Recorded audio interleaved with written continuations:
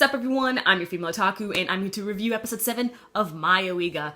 And I was ready to think of some sort of plan, some sort of an excuse to drop this anime. And I did think of one valid excuse, but I decided I'll give it another episode. Dang it. Every single time. And what a day for Mayoiga to come out. For it is Friday the 13th. It would have been awesome if Jack came back, though. That would have made my day, but unfortunately he didn't. I'm still waiting for Jack to come back, okay? We need Jack to come back and have his revenge on all the fools. But anyway, let's talk about exactly what happened within this episode. And in this episode, we get the backstory of Mitsumune. And I am very satisfied with this backstory. The only complaint that I have is that they made his character to seem insane, like since the first episode, and because of that one flashback in the first episode, that's been carried on by so many viewers thinking that Mitsumune is this insane kind of guy. But after his backstory, not really. I wouldn't say he's insane. I mean, I'm not gonna lie, how he is around girls is still extremely creepy, but it doesn't really seem like he's insane unless if we're missing something. You see, with his backstory, his twin brother, Tokimune, died. And his mother went completely insane, and she was in utter despair, and just treated Mitsumune like Tokimune. And that carried on throughout elementary school.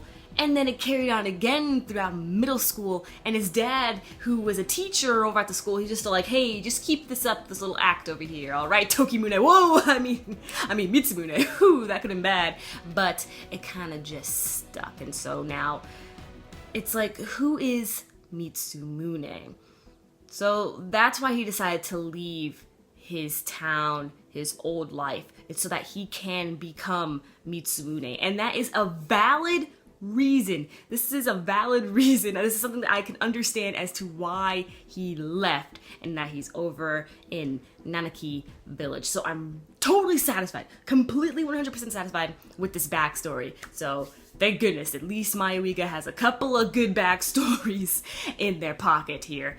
And then moving on from that, we go with the whole Masaki's a ghost thing, which last week I didn't really talk about it too much since, last week's episode was such a joke, and I didn't really think too much about Masaki being a ghost, because to be honest, it seemed rather silly to me. And everyone was gonna go on a witch hunt, a Masaki witch hunt, and I was really surprised that everyone was going for this. Well, not everyone. We had this awesome scene with Leon and Nanko, which I'll get to a little bit later. But before I get into more with the witch hunt, let me talk about what happened in the tunnel. So Masaki and Mitsumune go through the tunnel and they see the stuffed penguin Tokimune. And Masaki, she goes straight right past Tokimune. Probably because, she can't see him. So she just walks right past him. And then Mitsumune, he's just like, okay, I'm gonna fight back. I got this. Runs at it. But gets punched. He gets punched and flung to the other side. That was shocking. I thought that these things were all, within their imagination. It's just something that you see, but it's not really there. But he actually got punched. This is a legit physical form, so how are the characters supposed to fight back, supposed to beat their past traumas? No idea. But I'm just happy that at least the cast themselves have noticed that they are seeing their past traumas. So that is good, because sometimes it'll take the cast a while for them to realize it. So I'm really happy with that. Now, let's go back with the witch hunt. I was so shocked. They were going through this. They were getting salt, they were getting crosses, they got the pitchforks and the torches and everything. And they tied up Masaki. When I saw Masaki tied up to that post, I was literally standing at my screen. I'm just like, are they really doing? They're doing this. They're actually doing this. Like, wow. It's just so bizarre. Like, really? Okay. What really, really shocked me is that Hayato this episode, man. Hayato goes up to Love Pond, because you know how Love Pond is. She's just like, oh no, I got this, I got my knife, don't worry guys, always got my handy dandy torturing tools ready to shank someone. So, you know, she's about to shank Masaki to prove that she's a ghost and stuff like that. And then Hayato's like, no, it's okay, Love Pond, it's okay. I got this. So, that was very interesting.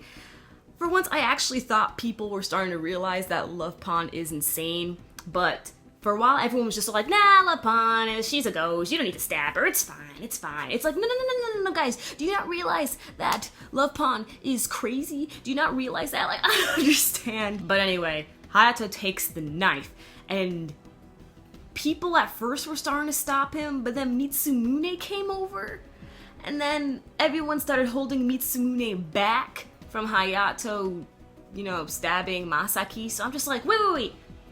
You don't need to hold down Mitsumune. You need to hold down Hayato. You just saw Hayato cut Masaki. You know she is an actual person.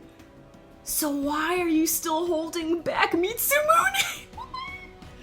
Wait. These characters are stupid. They are stupid. That is...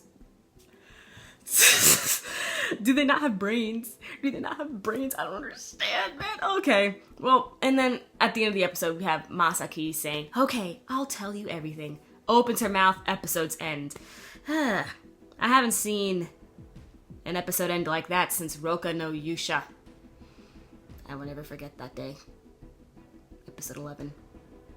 So let me get back and talk a little bit about Leon and Nanko, the two best girls of the series, alright? They come and talk to each other, and Nanko's being more of a detective, while Leon, I still think that she's quite a detective herself, putting up this whole front with the whole I see dead people type thing, but still has something or the other. Maybe she can somewhat sense the paranormal or something like that, you know what I'm saying? And Nanko, she's just all like, listen, we all know this whole ghost thing. Is that a crap? And then Leon's just like, pretty much. So they kind of team up and then they go get Mitsumune. So I really hope we get more moments with these two because they clearly have brains. So I'm just like, can we please see more of these two? They think rationally. They know what they're talking about.